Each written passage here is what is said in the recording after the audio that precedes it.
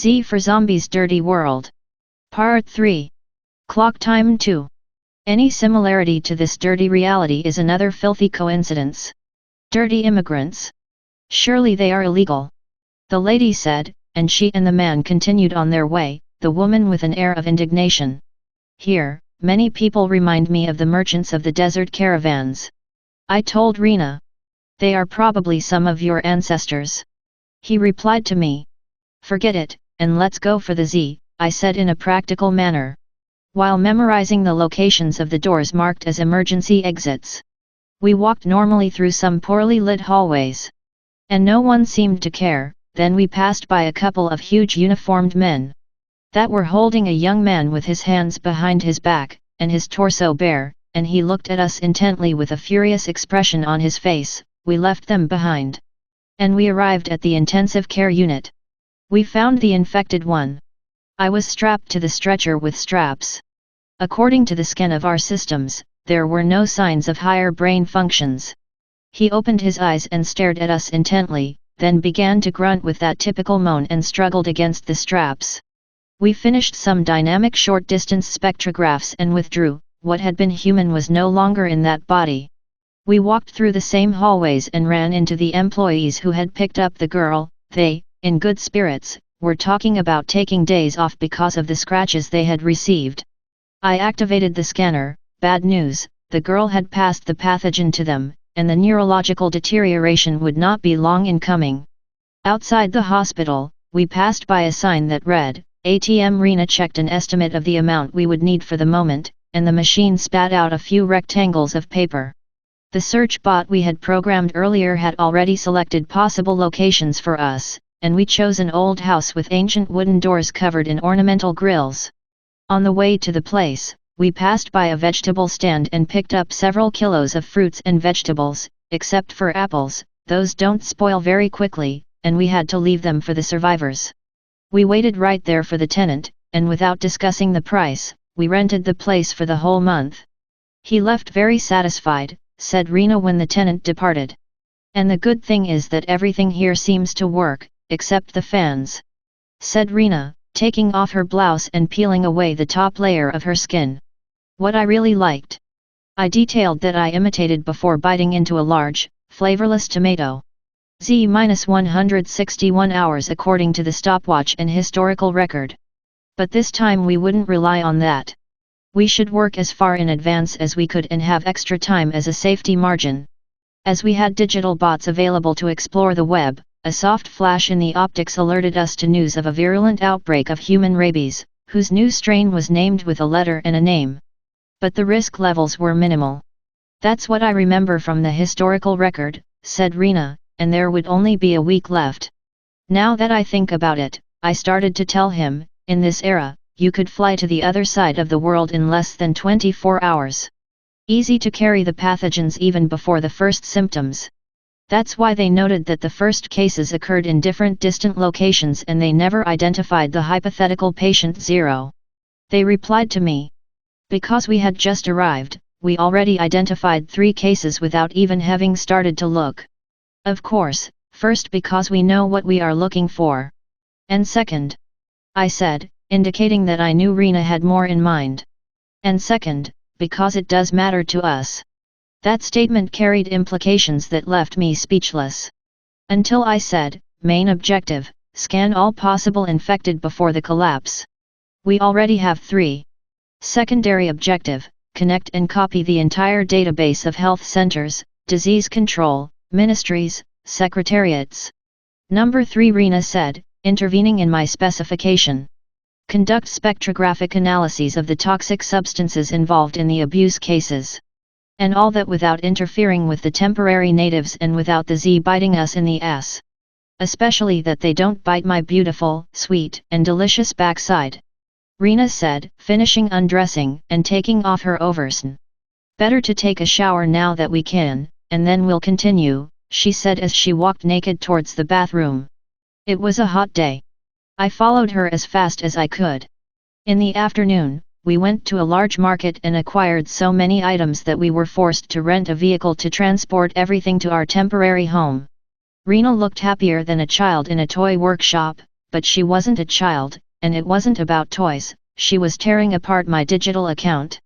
I didn't have to look twice when he started getting high-impedance capacitors, auxiliary batteries, and the most powerful reflectors available. Miss RHYNNA BAALANTA was not going to be left without her laser, waiting for any Z to think about savoring her delicious, sweet, and tasty rear end, without turning it to ashes first. In a section where plants were displayed, RHYNNA recognized from a distance a lush mint, anchored in a terracotta pot, and simply told the attendant, "I'll take it," then turning to me, "Get the bill, Cole." And so we find ourselves at home with enough supplies, tools, and spare parts. And a cup of mint tea in hand. Mint tea, it was almost like being at home. "This is almost like being at home," I said to RHYNNA. "Yes, almost," he replied to me, "but not completely, and time is running out, and it really bothers me that people look at us disdainfully because of the clothes we wear." "Yes," I said, "they give it excessive importance, they must have a problem with that. Now it's too late for business hours, Cole, but tomorrow first thing we can get clothing suitable for our roles." "Accredited foreign correspondent journalists," I said without much conviction. I said while reviewing the installation of digital structures on the network to have backup in case someone decided to investigate us. "Yes," I continued, almost speaking only, "among so many millions of inhabitants in this city, we are like repeated copies of many other people, as long as they don't pay much attention to our subtle differences. We won't draw attention," I added while looking at RHYNNA's beautiful and well-developed legs. "What we can do now is secure the doors of this house and go for a walk. We can reach the hospital in half an hour without any rush," he said while seemingly distracted, arranging the parts and supplies we had gathered in that enormous market. We left our enclave on the outskirts of the city. Sounds of engines in the distance and buzzing insects surrounded us just like the night before. Aggressive sounds that we identified as barking dogs echoed in the twilight. "I didn't expect that from dogs," I commented to RHYNNA. He confirmed to me, "because in our time only the descendants of the land animals that were in sub-zero areas and out of the reach of the Zs remain, the rest have almost gone extinct.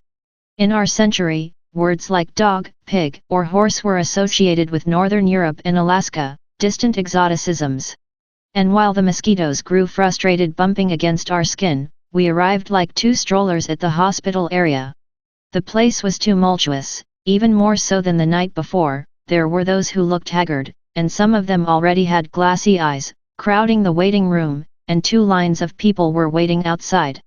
We walked past those at the end of the nearest line, and I saw how RHYNNA drummed her fingers on one of her forearms, giving instructions to her integrated system.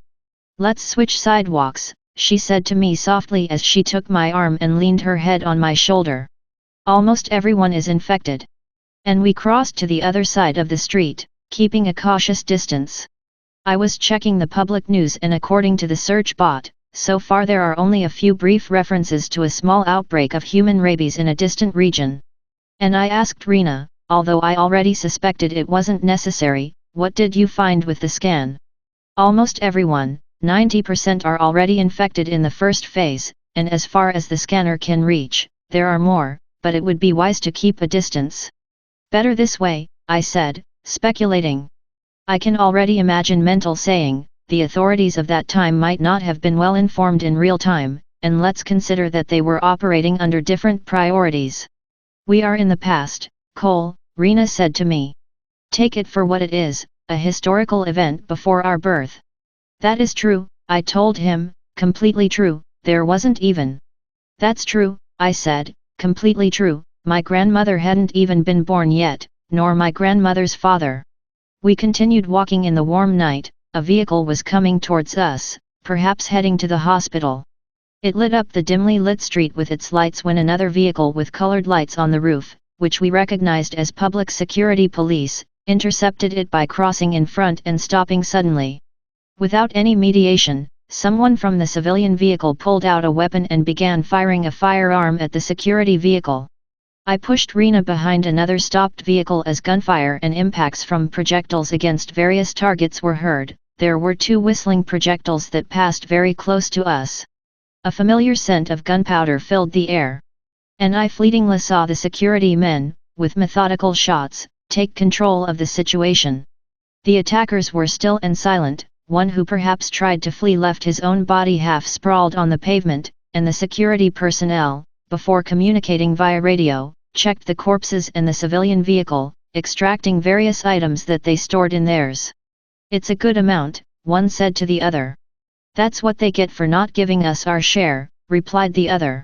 I interpreted that RHYNNA was once again manipulating the scanner controls when I pulled her arm to get us out of there without being seen among the shadows of the lights and the night. "Just as they see us, what did you find?" I asked RHYNNA just like that. Referring to their scanning of the vehicles and the things that the security personnel had transported. "To make you feel bad, they have compounds of fentanyls and organic material that matches the pathogen." One of the bags only contained paper currency.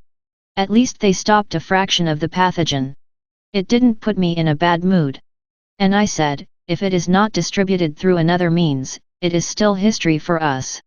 Obviously, the trade in toxic substances never stopped during those times. Even in the midst of the cataclysm, it could be inferred from remnants found in various places. In structures that had been well closed and secured. Where the pathogen had wiped everyone out by detonating the Z infection from within. "We are not going to reach a good outcome by investigating those in security," said RHYNNA. "Tomorrow, in our roles as reporters, we will be able to approach the health department of the current government." "Yes," I replied. "We've had enough of old-fashioned shootouts." And we returned to our rented house, taking side streets and keeping an eye on the lights of the sporadic nighttime vehicles.